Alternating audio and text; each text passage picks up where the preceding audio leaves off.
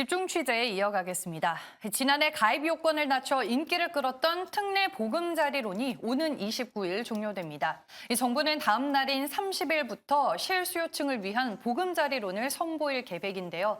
보다 자세한 얘기는 보도국 취재기자와 나눠보겠습니다. 진현진 기자, 안녕하세요. 안녕하세요. 네, 먼저 조만간 공급이 중단되는 특례 보금자리론 어떤 상품이었는지부터 정리를 해주시죠. 네, 특례보금자리론은 지난해 1월 한시적으로 도입됐습니다.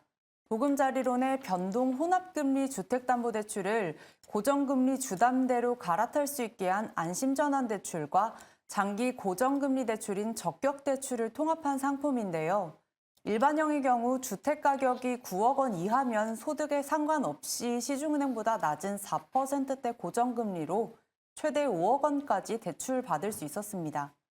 여기에 총부채 원리금 상환 비율, DSR 규제도 적용되지 않아서 큰 인기를 끌었는데요. 수요가 몰리자 특례보금자리론은 가계부채 급증의 원인으로 지목됐습니다.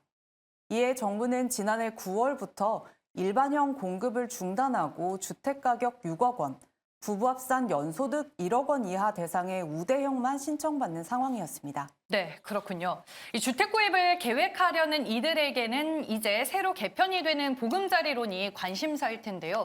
어떻게 바뀌게 되나요? 네, 올해 보금자리론은 10조 원 공급을 기본으로 최소 5조 원에서 최대 15조 원까지 탄력적으로 운영됩니다. 특례보금자리론 공급 규모에 비해 70% 이상 줄어든 수준입니다.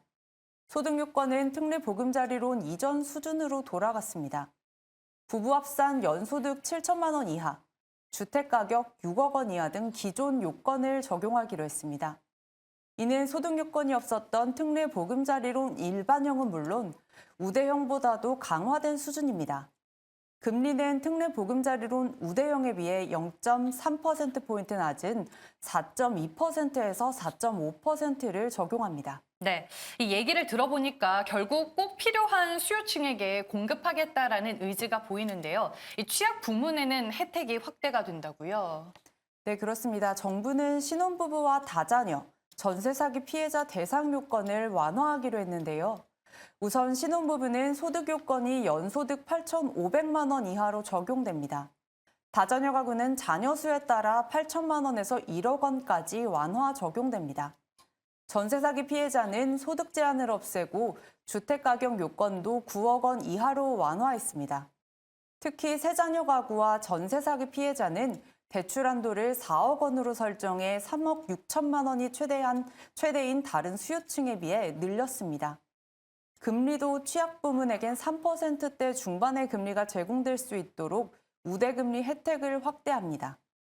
우대금리는 최대 인하폭은 1.1%포인트까지로 이전 0.8%포인트보다 확대되는데 전세 사기 피해자에게 최대치가 적용됩니다.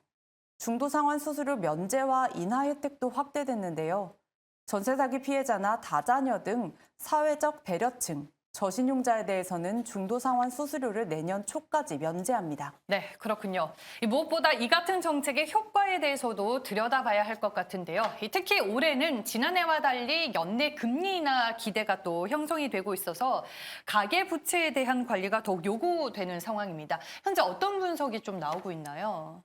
네, 우선 정부는 보금자리론을 비롯해 신생아 특례 대출과 디딤돌 대출 등 전체적인 정책 모기지를 40조 원 내외로 관리한다는 방침입니다. 40조 원은 과거 10년간 평균 수준이라는 설명인데요. 지난해 정책 자금 규모인 59조 5천억 원에 비하면 30%가량 줄어든 수치입니다. 더불어 적격 대출 공급은 잠정 중단하고 가계부채 질적 개선 등의 기능을 민간 금융회사가 수행하도록 유도한다는 방침입니다. 다만 가계부채 억제 효과에 대해선 미지수라는 분석이 나오는데요. 잠시 전문가 의견 들어보시겠습니다. 우주에서 15조 사이면 적은 금액은 아니에요. 그 이외에 신혼부부 또는 신생아 관련 대출들도 있기 때문에 적지 않은 비율이고요. 가계부채 증가를 유발할 가능성이 크다는 분석인데요. 특히 앞서 정부는 DSR 규제에서 제외됐던 전세자금 대출을 규제 대상에 점진적으로 포함하겠다고 밝혔습니다. 이런 와중에 올해 정책 자금 규모를 발표한 것이어서 이에 따른 부작용도 우려된다는 지적이 나옵니다. 관련해 전문가의 의견 들어보겠습니다.